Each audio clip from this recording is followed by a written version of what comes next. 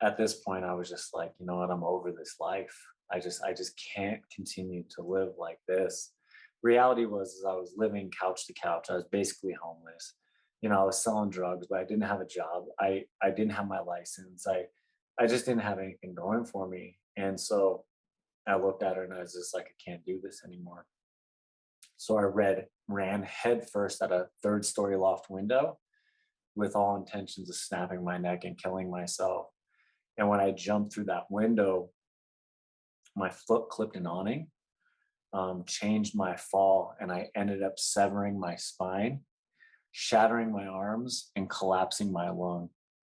And it never knocked me out. Um, I laid there on the ground, looking up at a broken window, barely breathing, asking God, why did you let me live?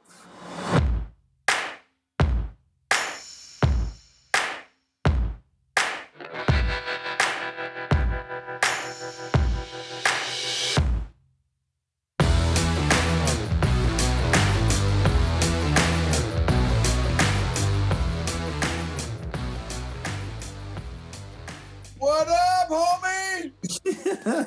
Bringing the energy at 8 o'clock at night, dude. You know what I'm Hey, saying? that's how we roll, brother. let me go drink 4 cups of coffee and freaking get on your level, bro. That's right. That's right. Dude, well, good. Big Rob. I'm stoked, man. Big Rob Bass, man. This is awesome. This is great, dude. So I met Big Rob. For those of you all that are watching this on YouTube or listen to our podcast, EQ Gangster. Thank you guys so much for tuning in. I've met Rob just recently, a couple weeks ago at church, and through one of my other buddies, another super dude who at some point I'm going to interview as well. I call him Big Mike, super dope guy with an amazing story. And he introduced me to Big Rob. And then boom, had a little bit more time to chat with Big Rob. And he's got an amazing story, amazing testimony. And also want to just say this real quick before we jump into the interview. I just want to give folks that are kind of tuning in, when this gets dropped, that just be patient with our rebrand, with our remodel. Some of our stuff still says EQ for Entrepreneurs, but we've recently done that rebrand and remodel to EQ Gangster. So it's eqgangster.com. Our membership group is eqgangster.com/mafia for those that want to be a part of our membership group and kind of collectively work on our emotional intelligence, emotional growth journey together in a safe, trusting environment. And so I want to pull out a lot of neat lessons from Big Rob. He just briefly shared a lot of stuff this guy's been through, and super excited, Rob, for your willingness to share your story, your journey, and and kind of pull out some of that emotional journey as well. What was going on emotionally in your life, and how did you turn yourself around, and just all those things. Pull out a lot of those lessons. I've seen that you've been on news, the TV, like you've done some amazing things with your story and your interview and your testimony. And again, thank you for taking the time with us, brother, tonight. But Big Rob, I know this is your bedtime, bro. Thank you. Thank you. With that energy, no one's going to bed anytime soon, dude. I just the caffeine is just jumping through my screen right now. That's remember right. Mike Tyson's Punch Out, remember? Oh yeah, that's old school. Yeah. So man, Big Rob, tell us about yourself, man. Let's jump in. Tell us the deets, man. Tell us the story. Yeah, I was born and raised in California, in the Bay Area, San Jose, Campbell area, 408, because you got to represent with the area code. Right? When you're hanging out with Noble, it's like 408, bro. What set you claim, homie? Right? I was born into this world after my mom was encouraged to have an abortion. My biological father, I don't think any of that stuff was planned, bro. And so, a few months into my living, my mom met my dad, who I thought was my dad. When I was 6 years old, I found out that he wasn't my dad, which is what really started the whole black sheepness or the separation or that spirit of rejection I believe in spiritual generational curses and spiritual warfare and things being passed down and stuff like that. And I think that, my mom coming out of, she was the oldest of five children, and she was raped and beaten, and she ran away from home, and then she meets this guy and then gets knocked up. And, she wants to have a kid so that she can love something and something love her back. Right. So here I am, and then there's, she eventually meets my dad, or the man I think is dad. And, I find out that, my last day of school in kindergarten, I found out that he wasn't my real dad. Came home and they sat me down and they were just like, hey, just want to let you know that, you know, the last name that's on this diploma isn't your real last name and we're going to have to change it. Yeah. And I had a little sister too. And so, I was always kind of, why does sister get treated so well just because she's a girl, but it was his actual daughter and I wasn't his blood son, right? Um, Crazy story about that because I remember leaving that conversation and walking down the street and saying, everything's going to be all right because God is my father. And faith it wasn't a big thing. I was baptized Catholic, um, but outside of the fear of God, and you don't use God's name in vain, God wasn't really relevant in our home. So over the next few years, I watched the division between my mom and my dad, the violence, the cops coming over the house all the time, bro. And, and we, when we were growing up, domestic violence was a lot different. It was, the cops would show up, take dad down to jail, and, uncle would bail out dad. He's still intoxicated, but he's out of jail. Like now it's a much different situation, but, so the fighting would continue when he came home, and I watched that destruction for many, many, many years. Um, when I was about 8 or 9 years old, I was actually molested by a neighbor boy on my street, and my dad was actually friends with his dad, and so there was no way I could even tell my dad. My dad was kind of like this Marine, hardworking, hard drinking, like just this hard, like men don't cry, shake it off, boy. You know what I'm saying? Like, the alpha dude, right? Um, and so at that age, that had happened, and I suppressed that.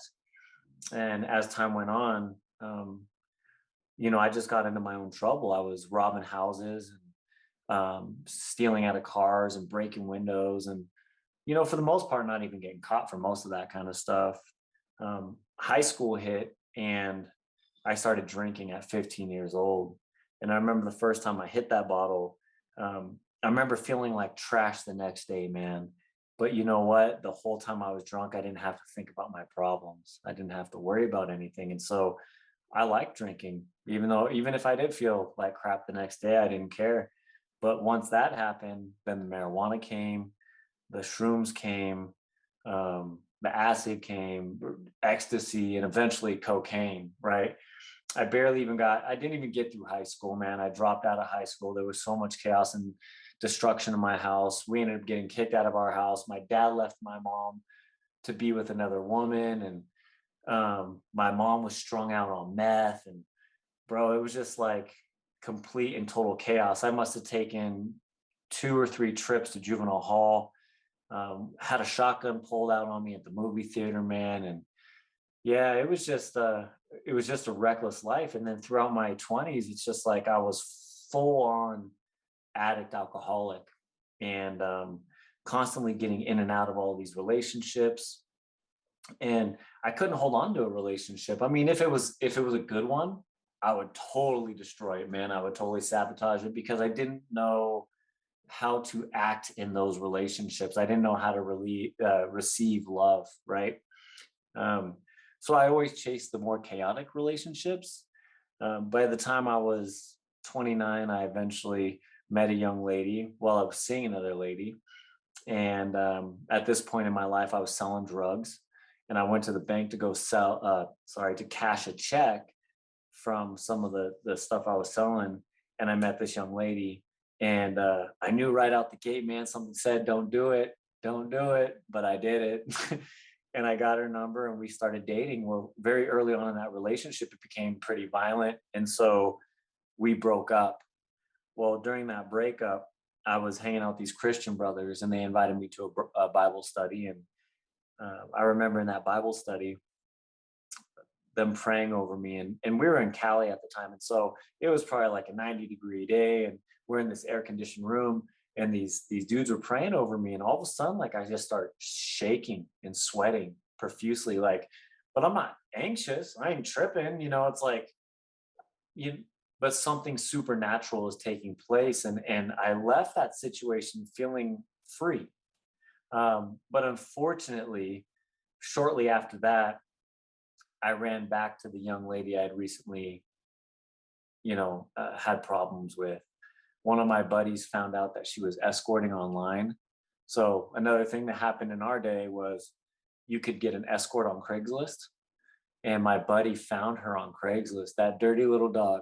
That dirty little dog, bro. He was rummaging through Craigslist and he saw her and he told me about it. And for me, even though it was a destructive relationship, I still cared about her. So I reached out to her and I'm just like, what are you doing? And well, we came up with this agreement that she was going to start letting go all of her clients, but not after this final rendezvous in Hawaii. So she heads out to Hawaii. While she's there, she's sending me pictures of black eyes. And, she's not outright telling me she got raped and beaten, but she was insinuating it. She was leading me in that direction of believing that. And she told me when she got back that she just really wanted to focus on working everything out. And so when she got back home, she had called me up and I was at a buddy's house and she came to pick me up and we hit the liquor store on the way home or the way over to her house. And as we were talking in her loft, it was like it was intended to be intimate, but it just couldn't be because of everything that had already happened and just knowing that she had been raped in Hawaii and all that kind of stuff. And so I went downstairs to go to sleep and to shake it all off. And I woke up to a banging at the door and it was the police. And she came downstairs and I asked her why they were there. And she looked at me and she said, because I had called them and said that you raped me and that you tried to kill me. And in that moment, I just felt so scared and betrayed and confused. And at this point, I was just like, you know what, I'm over this life. I just can't continue to live like this. Reality was is I was living couch to couch. I was basically homeless. I was selling drugs, but I didn't have a job. I didn't have my license. I just didn't have anything going for me. And so I looked at her and I was just like, I can't do this anymore. So I ran headfirst at a third-story loft window with all intentions of snapping my neck and killing myself. And when I jumped through that window, my foot clipped an awning, changed my fall, and I ended up severing my spine, shattering my arms, and collapsing my lung. And it never knocked me out. I laid there on the ground, looking up at a broken window, barely breathing, asking God, why did you let me live? Ambulance took me to the hospital. I spent about 10 hours under the knife, woke up, police show up. You're under arrest, Mr. Decker, for rape and attempted murder. And they shackled me to the bed. So here I am. Let me give you a picture. I have a cast on my right arm. I have an external fixator on my left arm. So if you know what an external fixator is, they have like all the bars that come out, like big long screws that go through them, right? You see people with broken necks with them. They look like halos, but it was one for my arm. I had a brace for my back. I had tubes of medication coming out of my neck where they were giving me straight morphine to my dome. I had a catheter in me. Like I had all these pads on me, monitoring my blood pressure, my heart rate, all sorts of stuff, man. I was all sorts of jacked up. And the cops handcuffed me to the bed because they considered me a flight risk. So I have this 24-hour surveillance now, and I can barely do anything for myself, man. And I couldn't even sit or lay in a position for more than 5 minutes without being ridiculously uncomfortable. No matter how much pain medication I had access to, I was just in so much pain with the severed spine. And so I'd constantly having nurses come in and shift me and all sorts of stuff. And I remember um, one of the cops that was watching me. He didn't want to be there, and I could tell he didn't want to be there. And he starts grilling me, and he starts saying, how bad of a guy I am, and basically, I'm gonna rot in prison for the things that I did, because he had, I guess, my case in a folder right next to him. And I started to break down crying, and I was just like, I've done a lot of dumb stuff in my life, sir, but that's just not one of those things. If anything, like I I cared about her, maybe the wrong way, but I cared about her, and I never wanted any kind of harm for her. And as I'm breaking down crying, the nurse comes in and it's just like, you have to calm down. I just had these extensive surgeries, and the blood wasn't taking. It was rejecting. The transfusions were uh, they were being rejected. And so she asked me to calm down. And as she's leaving, this young lady walks in with her sister in a disguise, got her hair done, got her shades, right? She's holding a folder. And all of a sudden, the cop's demeanor just changes. And he looks at me and he's just like, "Is that who I think that is?" And I was like, "Yeah, it is." And he goes, "Well, this doesn't make any sense." And he escorts her out, and he comes back. And um, later on that day, I'm laying in that hospital bed with all the lights and all the chaos and the intercoms and the doctors and nurses coming in and out, and you got your police officer chilling. And I'm asking God, like, what are we gonna do? Like, what is going on here? And all of a sudden, this peace just came over me. It's just like it was just temporary. The pain just dismissed, the lights just dimmed, the sounds went away. Like, it was just, I went into this like peaceful darkness, and I hear this small but powerful still voice say, "The charges will be dropped, your bills will be paid, and you will walk again." And I remember waking up, all the chaos is back, and the cops were switching shifts to babysit me, I guess. And one of the cops looks at me and goes, "Hey, Mr. Decker, I just want to let you know that they're going to drop charges." Yeah. So cops, some different cops, not the same arresting cops. They came in, they fingerprinted me, they unshackled me, and they wished me the best of luck.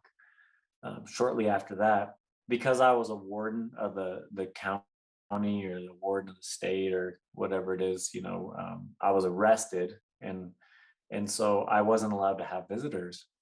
Well, my first visitor was my mom, and my mom's out there in the hallway talking to the doctor, and I just see her buckling, man. She's crying her eyes out, and I'm already knowing what they're saying. I know what they're telling her. They're telling my mom, "Yeah, this guy's never going to walk. It's not going to happen."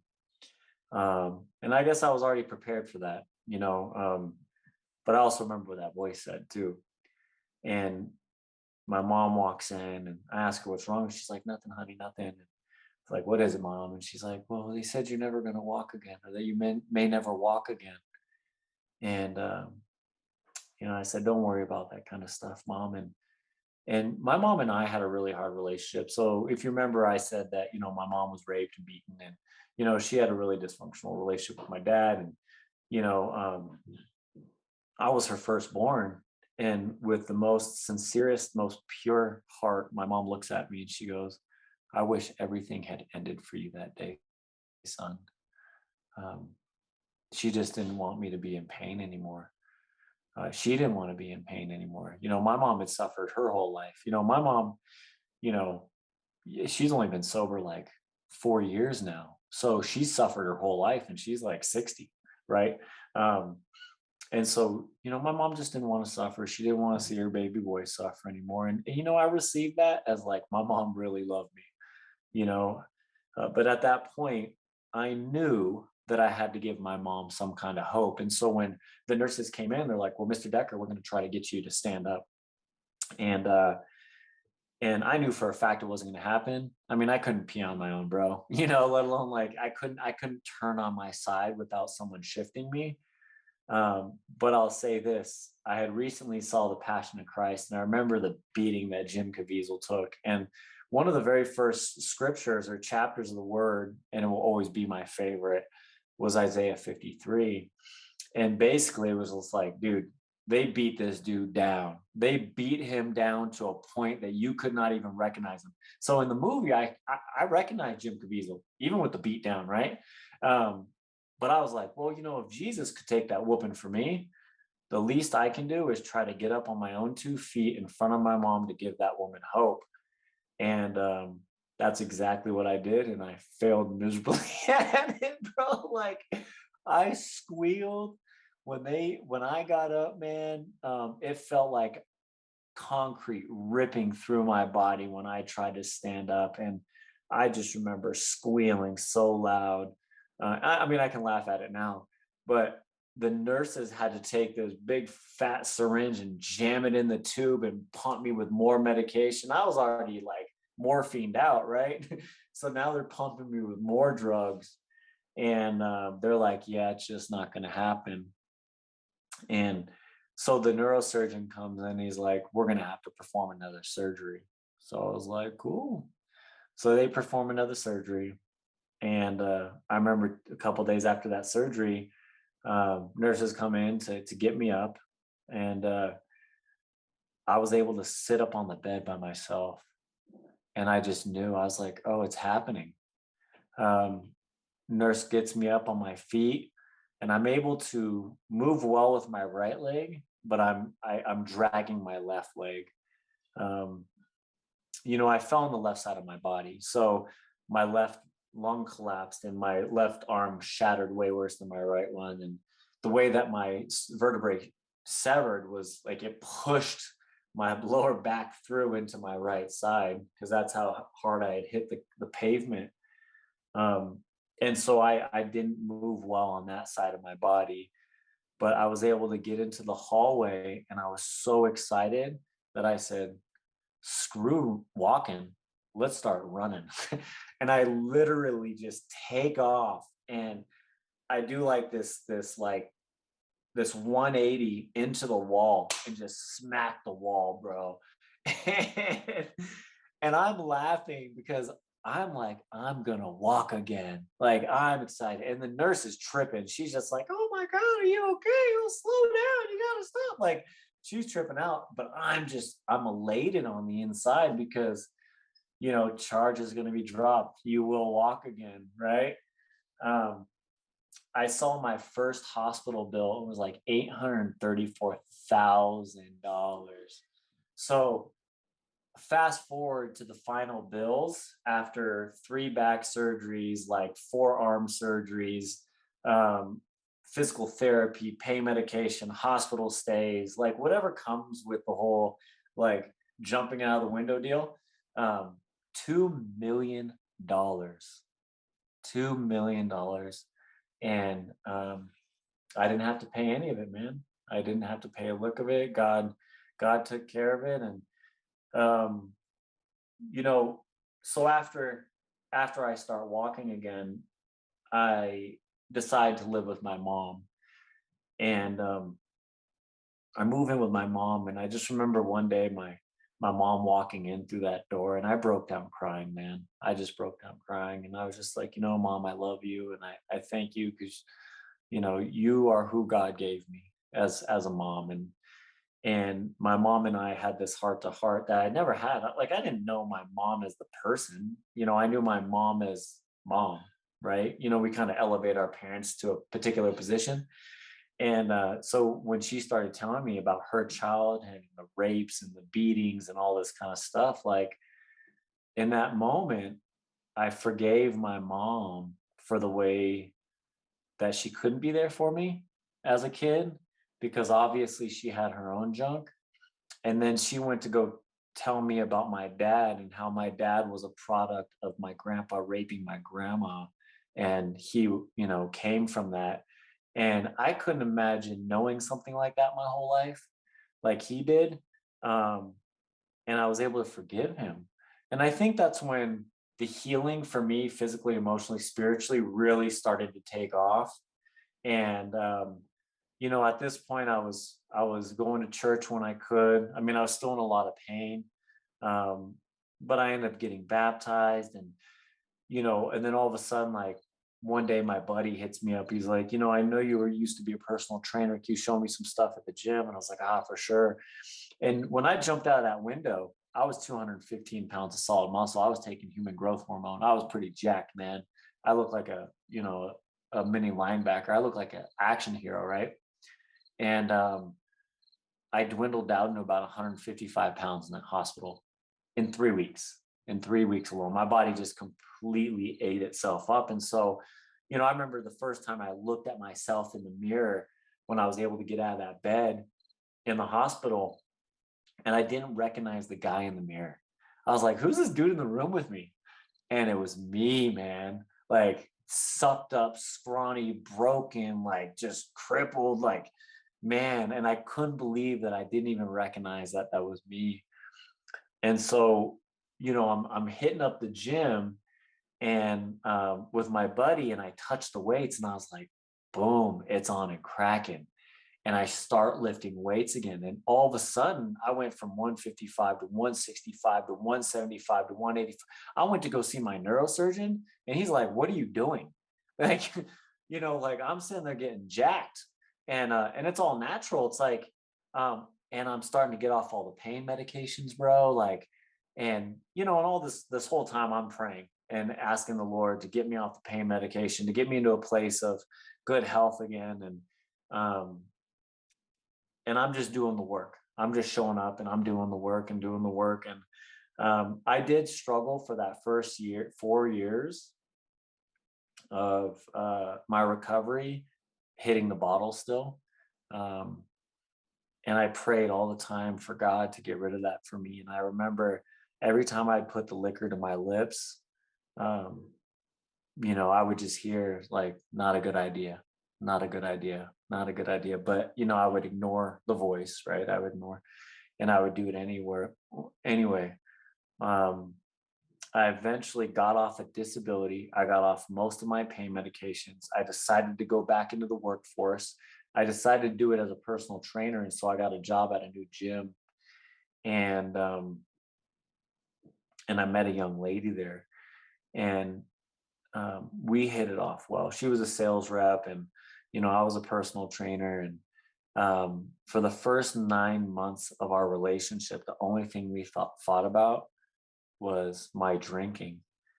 My very first date with her, we went to BJ's Bar and Grill, and I ordered a pitcher of beer, and she goes, "Well, I don't want any of that." And I was like, "Cool, it's all for me anyway." This is like, I'm pre-gaming, girl. You know what I'm saying? Like, I'm just getting warmed up.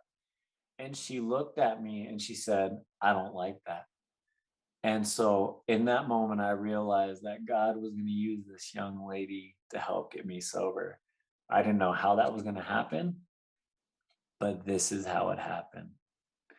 I got behind the wheel of her car, a gift that her recently passed grandpa had bought her, and um, went to the liquor store, bought a bottle, and drank that, and ended up parking her car in someone's yard, running from the scene of the crime, falling into a creek, hiding under a house for hours.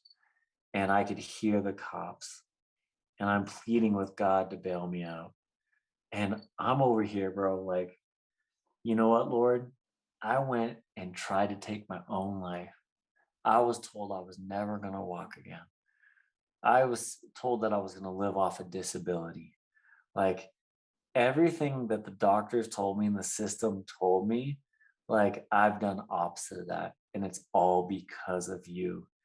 And in that moment, I just realized how much he loved me and how much grace he had on my life. And I repented, truly, truly repented in that moment. Was like, you know what? Me hitting the bottle was nothing but self medication. And all I need is you, Father. That's all. I don't need this. And if you bail me out of this situation, which you don't have to because I deserve these consequences, um, I will never pick up the bottle again. And that was 8.5 years ago, and I haven't drank since. Um, and I've been on a mission since then to, you know, help other people who have struggled with drugs and alcohol addiction, um, childhood trauma, being sexually taken advantage of. There's a lot of men. A lot of us men have been raised in that culture of like, don't cry, boy, keep it to yourself. I know that's at least our generation and our culture. Um, and I know there's a lot of men that have been misused by other men and women, I'm sure, which in the long run led to us questioning certain things about ourselves, led to pornography, intimacy issues in relationships. And, you know, all my experiences I've been able to really reflect on and heal from, and now help other men, um, get through their stuff too. Because at the end of the day, what I realized was even though a lot of bad stuff happened to me, God was there for a lot of the stuff that should have happened to me that didn't happen to me. And not to say that the things that have happened to me in my life are good, but where I can appreciate them is that now I can identify and have empathy for other people who have been through similar stuff. And so I almost have to say I'm very grateful for my experiences, as bad as they've been. And, a 4-year recovery from a broken back and drug and alcohol addiction, and, the sexual dysfunction from being molested as a boy, the childhood trauma and all that. And so, I spent the next few years getting certified as a personal trainer, a recovery addiction coach, a youth mentor. Basically, I put on every single hat that I needed as I was going through my process. Like, how can I solidify, getting certified in these realms, but also bring my personal experience to it? I think certifications a lot of time in education get your foot in the door in certain areas. But it was the personal experiences that have really, done the most for me. And so, with my ministry and podcasting and being on TV and all that stuff, and in the books and magazines, I've been very, very blessed as far as being able to share my story and the amount of feedback that I get from people that have had similar struggles in me. Because the reality is, most of us men sitting in the pews, you know, they're afraid to open up to other men because of the shame and the guilt and the condemnation. And it's just like, well, how do we, you know, break that? How do we get past that? Because healing can't take place until love, intercedes, and love can't, as long as there's judgment and shame and guilt, like, you're never gonna heal. And so, I feel like God has given me this calling and this responsibility to be able to walk into other men's life and be able to walk through a lot of their junk too, and help them get free. you know Bring Jesus, be Jesus, bro. Like, just be Jesus in that situation. And so, yeah, that's kind of like me in a nutshell. So I don't know what of that you want to unpack. um, there's a lot, bro. There's a lot. Dude. So amazing, amazing, amazing story. Thank you for your transparency, your vulnerability, your openness. And yeah, I totally agree. In fact, through my therapy and stuff, that I've got counselors from the VA medical system, because I'm going through the military medical system and stuff, kind of newly, the past handful of months. And as a result, I've got this therapist that I see every counselor therapist lady every, I don't know, few weeks, every month or so. And, she told me, she's like, dude, there are, just like you said, there are a lot of men who have got a truckload of issues that because of the culture, Hmm. the Western culture of like, hey, men don't cry, don't show emotion, Yeah. emotions don't matter, whatever. Just suck it up, basically, suck Yeah. it up and kind of deal with it kind of thing. Well, one of the things that I say in my podcast all the time is unaddressed emotional issues don't get better over time. They actually compound. Right. And the longer that I held on to and buried and stuffed, my emotions, like it started out as a kid as a cute, furry, fuzzy little monkey. And then fast forward 4 decades of stuffing all the emotional injury, emotional abuse, emotional injury. And, 5 years ago, it turned into an 800-pound gorilla that I could no longer control. Right. And, like your story, man, there's, again, that just, what you have been through, Rob, is, man, I am so sorry what you've been through. And, that's, and I don't say that tritely. I would probably start, bawling if I really, you know, just really let myself really feel the emotions that, that you've gone through, dude. I cannot even, I can't even wrap my head around the things that you have been through emotionally. Um, and the consequences, right? But that's what happens is, how many of us, because obviously this is the space that I'm in, right? Is emotional health, emotional intelligence. And, I tell people all the time, there are consequences for the emotional injuries that happen as a child. How many of us go back and heal that stuff? Nobody, Most people don't, bro. you know what I'm saying? Like no one goes back and heals that stuff. And so we wonder why we're so dysfunctional and why all this drama is going on in the world today. And like, it's because none of us have been trained. So that's so cool. And I say, what an amazing, amazing blessing and gift, bro, that you have turned, not to use some cheesy cliche, but turned your mess into a message. And, the things that the cards that you were dealt, that you have turned that into, something beautiful. One of my tattoos, bro, that I'm getting, my next set of tattoos is going to be the poop emoji. True story, bro. Poop emoji. I believe it, bro. Okay, right here, poop emoji with the recycle symbol with a cross over it. Yeah, yeah, God always recycles all our crap, right. right? Thank God, like he's the ultimate recycler. You know what I'm Yeah. saying? Well, I'll say this that unpacking and opening up old wounds is very uncomfortable. And in order for me to be able to help other people, I know this because I know therapists, bro. I have friends that are therapists. I know the stuff that they've been through and that they personally haven't dealt with, but yet they want to help other people. And it praise their heart for wanting to help other people, but it can't be a mask for you hiding your stuff, right?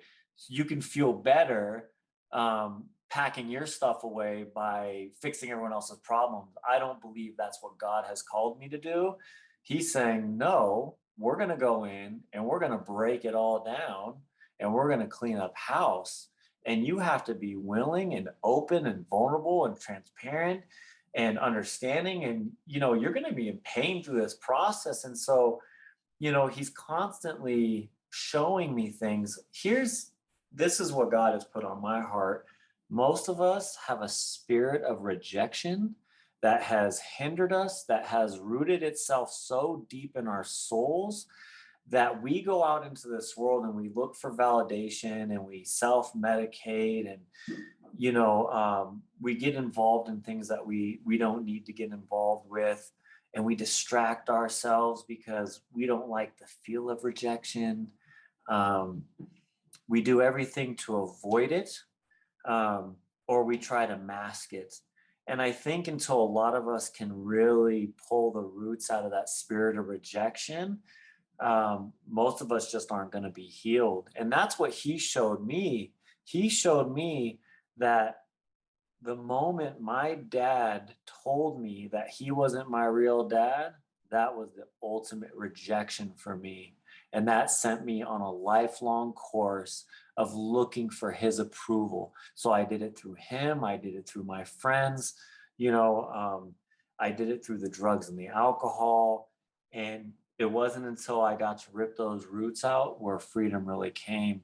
But I had to press in and I had to ask God, what is it that I am dealing with?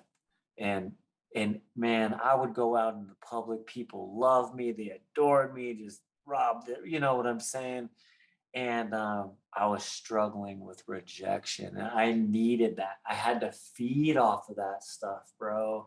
You know, so some people will go out there and look for the validation, while others will always have their wall up and never get into an authentic relationship or, right, really give themselves to someone because of rejection. So I think that for most of us men and women, right, but because I'm a man, I'm speaking to the men. Um, it's this deep seated rejection from one of our parents, something that was passed down to them, right? And then we took a hold of it. Because here's the thing, my dad, and this is crazy because this just happened today.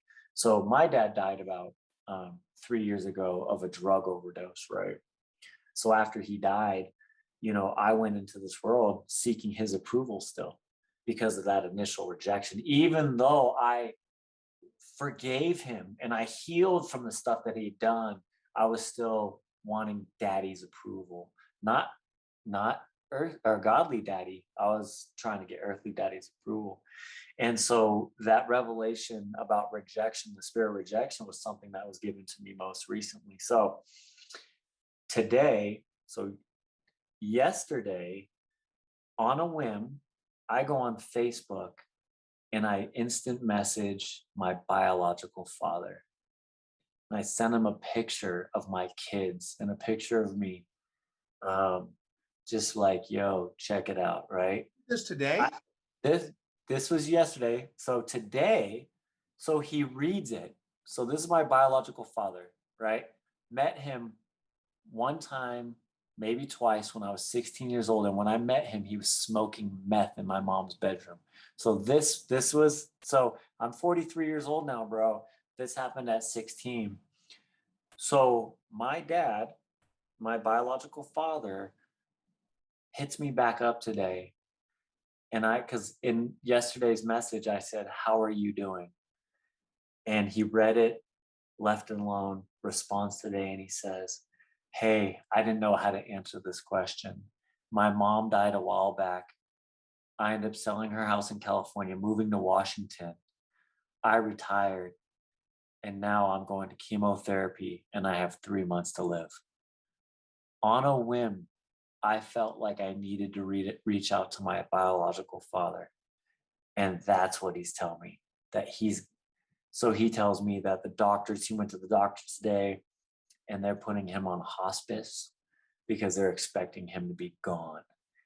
And I'm like, man, so my dad dies of a drug overdose. My biological father, I haven't had a relationship for 43 years, is about to be gone, you know? And so I'm just grateful that he responded, because I believe at this point, you know, we can have something before he goes. And really more for him. I want him to know, hey, bro, I ain't mad at you.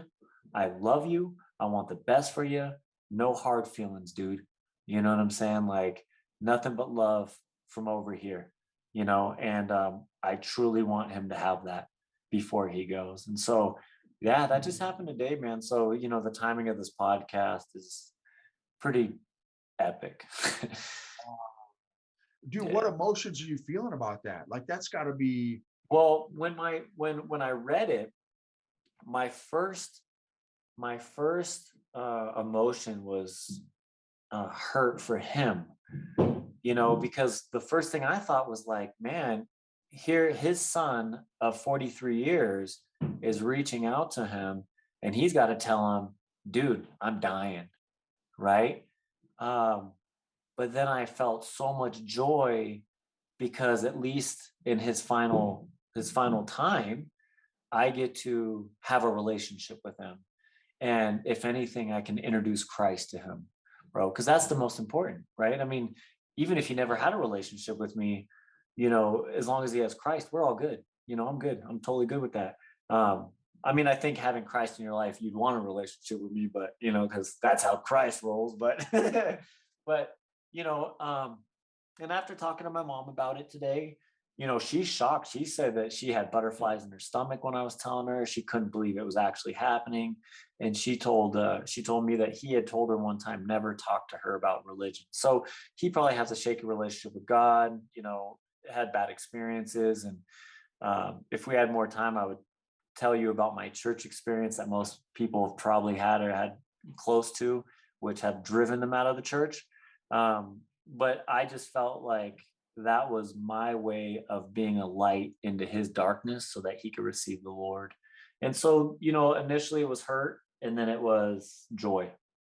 So those are the feelings that I'm having. So Dude, what an amazing man. I just um so many just I just think redemption is the word. Just you yeah, know, yeah. you know what I mean? Like redemption, Yeah, man. it's redemption. I mean, that's the one word I truly associate with my life is redemption. I believe that, and I'm honored because I feel like God has chosen me to break the cycle in my family, bro. Amen. This life of all this drug and alcohol abuse, divorce, like he said, you know what? You're the one. Wow. And to me, that's like, whoa, what I'm saying? Like, me? Like, me? Dirtbag me? Like, Wow. you know what? I'll do it, Lord, because I love you. Yeah. And so, I think that we live in a culture and a society where love is dying because true Christianity is being smothered and choked out. And, you got so many people that wear the title, but they just don't walk it, bro. People want to fight more about their theology and their perspectives on scripture than they do just wanting to walk in love. And I don't think that you can transform anything without love, because without love, it's nothing. So, yeah, doctrine matters, but love matters more. And so I believe a lot of us are called to go out and love um, the ones that are hardest to love, right? That's who it's easy to love, the ones that are easy to love, right? Well, and Jesus talks about that. You know what I mean? He Yeah, talks about that in Matthew, man, I think it's Matthew 5. He mentions it in there. Like, or maybe it was Matthew 7. But anyway, just that, yeah, of course it's easy to love those who love you or who are easy to love. I command you to love those who are not easy. In fact, John 13, yeah, 34 and 35, Jesus said, a new command I give you that you love one another. By this, all men will know that you're my disciples if you love one yeah. another. And then First Corinthians 13, right, It's all is about not the love. doctrine chapter, it's the love Yeah, chapter. You know what I love mean? all day, It's not the all day. judgment Cool. chapter, it's not the you know what I'm saying? It's the love chapter. And now obviously it's important to know truth and that kind of thing. There's no doubt, Yes, right? John 100%. 8, I'm 30, not saying don't. I'm not saying just go love people without knowing scripture. Like right. I'm not saying don't. You know, for someone to be like, I'm driven by the Holy Spirit, but I don't read the Word. Like, whoa, bro, you don't even know the Holy Spirit unless you read the Word. Like, bro, like, you got to have a relationship, and that's by getting in there. But yeah, there has to be a healthy dose of prayer and scripture and fellowship, and you know what I'm saying. And so Yeah, let me ask you this. One kind of last question, kind of Rob, is what, like, dude, so, and there's books written on this stuff about the power of forgiveness. oh, And let's talk about it. right. And so, and it's, dude, and you just kind of like, you kind of like, ran through it fairly quickly. But dude, that is, I mean, you said that your healing began as soon as you started that forgiveness process. Yeah, But dude, so but here's the thing though, is dude, you have experienced some deep, deep, serious, legit, trauma, bro. Like not like, oh Yeah. man, my my iPhone got broken. You know what I'm saying? Like, dude, you have experienced some serious stuff. How were you able to forgive, bro? How like God commanded me to. So God commanded me to. So when I was in the hospital, I remember, and thank you for bringing this back, because I think that a lot of times when I tell my story, it's like I try to jam pack everything in there. Like, man, I just got to give them the whole caboodle, right? And I do jam past some stuff, but when I was in the hospital, I remember God placing in my heart, like, you need to forgive that girl for those charges. And I said, done, Lord. Like, if this is what you're telling me to do, done. Here's the thing, I was highly medicated, man. For me to even process any of that was a miracle within itself, right? To be able to get those clear understandings of like, this is what needs to happen. And then with my mom and my dad, it's like, I realized that they had been passed stuff down to them, just like they gave it to my sister and I. And so, I had to forgive them because they had their own junk. And unlike me, I ran to the Lord and said, I love you, Lord, and I want to work this out. And you've called me for this and that. And there's purpose to my life. Like, I genuinely poured my heart out to him. And, I'm not sure if they had ever done that in their life, but I don't think to the degree that I did, right? There was this sincere desire to have a relationship with God. And, so they didn't have that opportunity to break the cycle. And then it was just like every opportunity that you had to start forgiving people, it's like you understand that these people, so victims victimize, bro. And that's what happened. I got victimized because my parents were victims too. It was learned behavior, generational curses, whatever you want to call it. Um, it was all that. And so I had to keep forgiving and letting go. And some situations are a little bit harder than others, but in the grand scheme of things, my whole thing was this: Father, forgive them for what they know not that they do, right? And Jesus was on the cross being crucified after being spat on and choked out and body slammed and just, what I'm saying, ripped through and, totally demeaned by his own people. And yet he's like, forgive them, forgive them. Like, I was never whooped that bad, bro. And yet Christ is leading by example. And so those are like really important things that I remembered from scripture about forgiveness, and the Lord was always saying, like, before you bring anything to me to the altar, you better go forgive your brother. You know what I'm saying? Like, that's what he cares about. He cares about, because forgiveness is an act of love. Because it's very, people will say, well, forgiveness is for you. Yes, it's for you, but it's also for other people. My last conversation with my dad was this. He was high as a kite, man. And he goes, son, I did everything to ruin your life. I have no idea why you talk to me. And I said, you know what, Dad? Because you're my dad and I love you. And that came from a place of forgiveness. And I think that when shortly after that, my dad overdosed and died, but at least my dad could know in his heart that his son loved him. He could die with some love, something, right? My mom, who is now like 4 years sober, I truly believe that my ability to forgive and love on her helped her with her sobriety. And it's not me, Rob, but it's, what lives inside of me that was able to do that for her. So forgiveness isn't just for you, it is for other people. You're leading by example. You're doing as what Christ has asked you to do. And now my mom can forgive herself and forgive other people because you were an example of those things. And no one ever said it was hard. No one ever said being a Christian was easy. And it's not, bro. I mean, we live by a different standard in this life, or we should, so yeah, forgiveness is huge. And I just don't think that we have a lot of it um, being given out these days. Right. So true. And it is, I agree as well, dude, that it is absolutely not easy to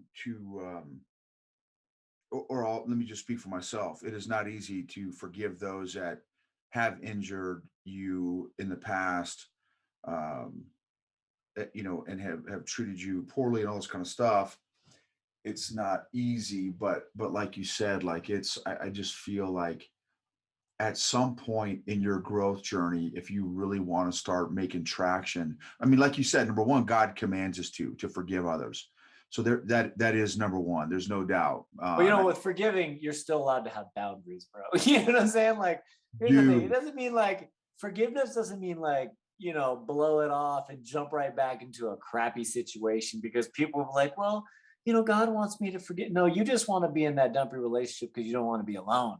You know what I'm saying? Like, that is not the forgiveness that I'm talking about because what you're doing is actually selfish. Like, that has nothing to do with that brand of forgiveness at all. Dude, There's such a massive point. I love that forgiveness still has boundaries. Yeah, that's such an excellent point.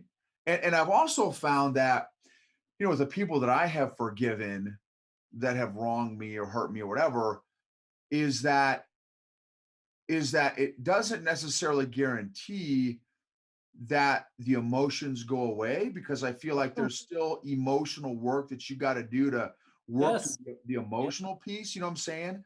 But just making that decision to say, okay, I forgive this guy or this lady or whatever, I think is the start to begin that healing journey, that healing process. Right. Well, to me, it's kind of like courage, right? You can be scared in the midst of being courageous, right? You know that you're just stepping out of your comfort zone and stepping into something, and you're just like trusting God it's going to work out.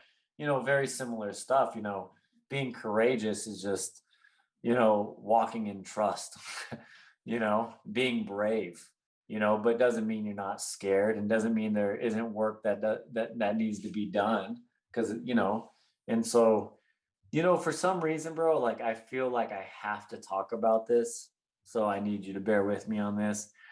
I know that a lot of people struggle to go into church, and I have to share this experience. So when I first broke my back, um, I was going to this mega church in Northern California, and they showed my testimony on the big screen, and after the show, the worship pastor comes up to me and he's bawling his eyes out, and he's like, that's such an amazing story. And I'm not in the same place I am now. I was in a much different, I was still healing, I was broken, but I made it, I lived, right? And him and I developed this friendship. Well, um, in that friendship, his wife ended up leaving him. So he invited me into his home, and he tried to sexually assault me. This is the worship pastor, bro. So this is the worship pastor. So he invited me into his home to stay with him, and he kept trying to make passes at me, and I wouldn't bite. I'm just like, yo, dude. Um, at first, I thought it was just like, huh, right? And then after a while, he ended up throwing all my stuff out into the street or into the yard and kicked me out with no warning because I wasn't buying into his. Mhm. Well, um, the church knew about it. The church knew about um, his tendencies. They knew about his alcohol problem, his DUIs, all the men that reported him. But because he made so much money for the church as a worship pastor, he had like 3 or 4 houses just off this church alone. Yeah, he was living fat, man. Um, you know, um, they concealed it all. So he ended up getting murdered. He got murdered for hitting on the wrong dude. He hit on the wrong dude. The dude choked him out, killed him. And I watched the news reel about it, and they were just like, he was just this mighty man of God. Like, bro, if you heard the stuff that he was telling me about what happened in that church with a lot of the men in that church and with all the leadership and, the things that he said and the stuff that he was watching late night, like, bro, like mighty man of God, like, man. But they covered up their investment. You know, this happened to another friend of mine. A friend of mine was invited into his house as well. Well, he woke up one morning butt naked and not knowing what happened.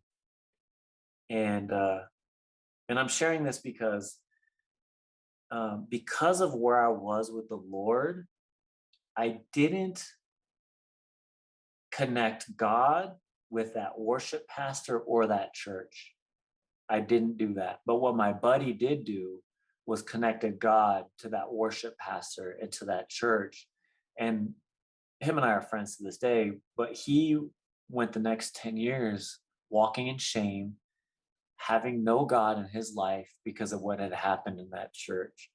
So I'm only sharing this story because I feel like there are people out there listening that have had maybe not as extreme experiences, but have had experiences in church that have hindered their walk with God. And I encourage them not to do that. I encourage them to seek the Lord's face and know that, men can be evil and they can be full of sickness and they can hide behind the face of Christianity. But that's just the devil's game, man. And so, if anyone's listening right now and they've struggled to go into church, they've struggled to develop relationships within the church, if they are in the church, just know that that's not God, right?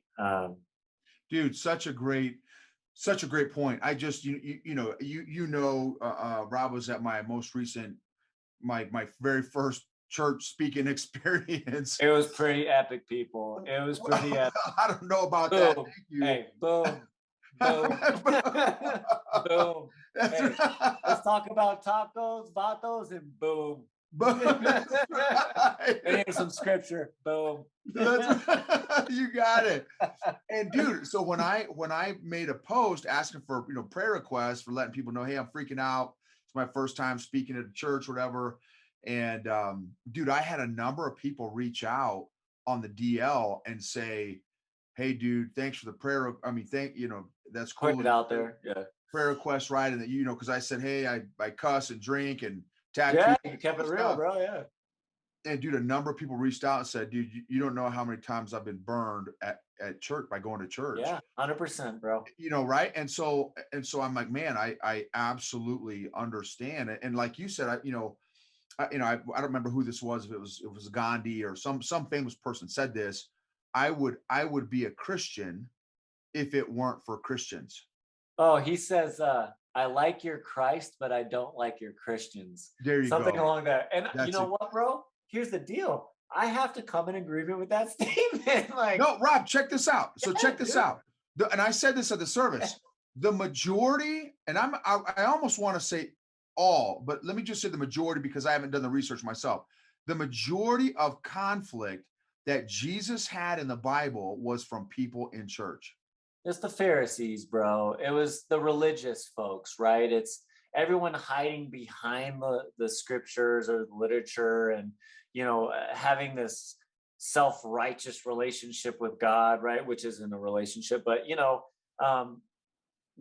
Christ, those are the people that he was pissed at, right? Those were the people that he was up against. It was the religious church folks, That's right. and unfortunately, there's a lot of that. And it is very, very, very unfortunate. Dude, there's another one real quick. Another great point is dude, just because you go to church and this applies to any faith really, but Yeah. I love Jesus and that's kind of my particular background, but this applies to any faith or denomination for that matter, is that just because you go to church or just because you've been in church since you popped out of the womb does not mean you're emotionally healthy and mature. Oh, 100%, or spiritually mature by any means. Just because you show up on Wednesday nights, Sundays, right? But you act a fool all the rest of the time. Like, here's the thing: it's how you act outside of the church, right? It's not just showing up. It's not showing up for Easter and Christmas and all that. going through the religious motions of everything. That's not what any of this is about. As a fitness guy, it's like, yeah, you can go knock out a good workout, but what are you going to do outside of the gym?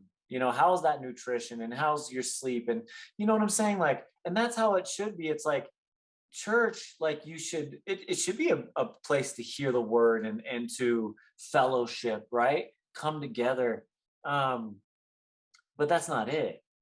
There has to be more. There has to be your prayer life. There has to be you opening the scriptures. That there has to be you showing love and kindness to strangers, even if you don't want to. Like, it's what are you doing outside of that church? You can put up the front all day. Like, I think one of the struggles I've always had is like people love blessing God when things are going good for them. It's like, look at all the cool stuff I have and all these great things going on. Like, yeah, but are you still preaching the glory of that same God when you're struggling, man? You know, um, I think that's one of those things where, like, I've seen a lot through social media and at church is like everyone wants to boast about all this great stuff, but like, where are you at? Where are you at with him when things are a little bit rough? Like, I don't hear you speaking the same speak, man. You know, I think a lot of us fall into that religious way of living, right? It's the with it churchanity. We have American churchanity here. I think what's really interesting about Colorado since I've been here, or at least the Springs, is like there's like a church on every corner, bro. And I've checked out a lot of them, man. And I believe that the reason Colorado Springs struggles with high suicide rates is because we don't have genuine people coming out of the churches and loving on the people on the streets, man. You can't always blame the pastor, but what about us believers? Um, are we really full of Christ when we come out of that church? You know, um, you're married, you have a relationship with your wife. How much time did you have to spend to get to know her? And like even now, there's probably things that you do that you're like, I should have known that, right? But you know, our relationship with the Lord is a constant thing and it's constant refinement and it's constant growth. And, He should be tearing down those walls. You should be allowing Him to tear down those walls so that you can be a kinder, more loving, understanding, more empathetic person in this world so that domestic violence goes down, child abuse goes down, rape goes down, suicide goes down, right? It's our loving on other people that should allow all this turmoil and tragedy to dissipate um, when we're Christ to other people. Yeah, that's right. That's right. I mean, he said, right, I came for the sick, not for the healthy. Right. Um, yeah, no, that's great, dude. Awesome, awesome. And yeah, so relevant and so real and raw. And dude, I totally appreciate your time, Rob. Just such, again, powerful, powerful story and what what God has done in you and through you and with you and continues to do is just such a blessing. I'm so thankful that we crossed paths, bro. And thank you for again your honesty and transparency and vulnerability. And I know this is going to be a blessing to a lot of people who who are listening or watching. Any final comment that you'd like to share with the audience? Yeah, man, I would just, encourage people not to give up hope. I think that right now we're living in a culture that's pumped full of fear and set your eyes. I mean, all of us right now are like Peter on the water, drowning, and all you have to do is look up, and Christ is right there just to pull you out of the situation. He will calm those seas, He will pull you out. He says, just knock at the door, there, man. And so I encourage people to press a little bit harder into their relationship with the Lord and not give up hope. And if you are struggling with suicidal thoughts or drug and alcohol addiction, um, don't don't feel the shame. Shake the shame, seek help. There are plenty of people out there that truly have a desire to help you. I mean, people are going to be people.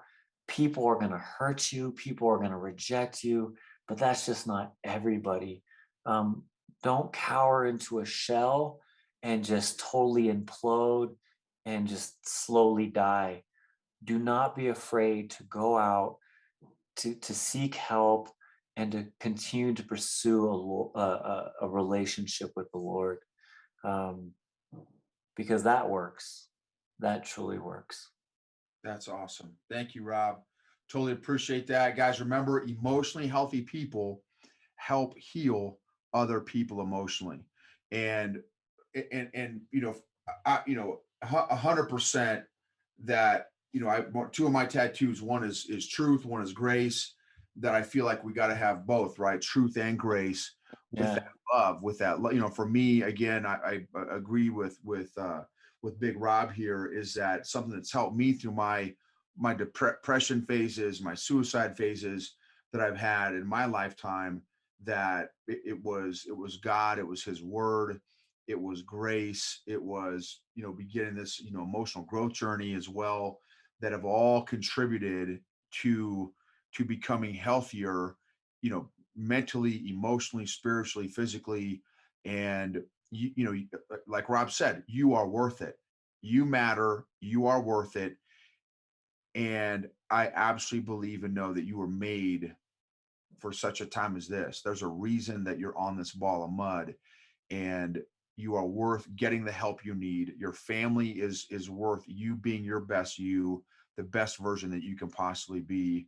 And so, man, take those steps necessary to heal and grow and change, um and so that you can see what figure out why God made you, what your purpose is, what and start serving. That's another thing too, man, is start serving other people. When another thing too, man, that's a is, good point. That's a great point. right, is Serving, serve. When you serving serve others. other people, what I found is the more you serve other people, the smaller your problems get. Percent. Not that they go away. Again, not trying to be cliche and use these little cute phrases, but I mean, for me, it's been very real that when I can figure out some other people to serve, and help out, sometimes that helps give me some perspective on, okay, dude, it's not there, there's other hurting people out there. I'm not the only one, and I can help out even somebody else. And maybe I can, take them out to eat, or send them a message, or give them a hug, or, you know what I mean? Something to encourage or inspire or uplift somebody else. That's a two-way blessing street, right? It's going to bless the person on the receiving end of your kind of servant leadership, or your care and consideration, but it's also going to bless and impact and encourage you as well. So Well, that I just think, I think that should be our responsibility at some point as you're healing and as you're in recovery or like it should be your job and responsibility to go give that to somebody else. Take everything that you've learned and everything you've grown through, and to be able to pass that on to someone else and help someone else that's hurting. Like I totally believe that, within everything that I've been through, I got to a place where, well, I have to give back. Like, all these wonderful, painful lessons that I learned, now it's my responsibility to go into this world, because what's Matthew 28? Like, go out and make disciples, right? And part of that is by serving and going out and showing Christ's love to people. You want to show people that this is real, yeah. right? It's not just for you. It wasn't to be kept for you. Um, and if there's anybody, and I know sometimes it's really, really hard for people to reach out, especially face to face or in person. But if anyone wants to reach me at robdeckerspeaks.com, so first name, last name, speaks.com, go ahead and email me. And then through those emails, we'll swap out phone numbers. And, whether you're more comfortable with emails or text messaging or phone call, I'm comfortable with whatever you're comfortable with. I just want there to be a line of communication so that you can start working through some of this stuff. So if you have any questions or, thoughts or, you know, I'm there. I'm there. And I do it all the time. I have people that will only strictly email me, and I'm cool with that as long as we're communicating and things are moving forward for you. So Thank you, brother. God bless you. Give God mama bless you, a hug bro. for us. Appreciate your time, brother.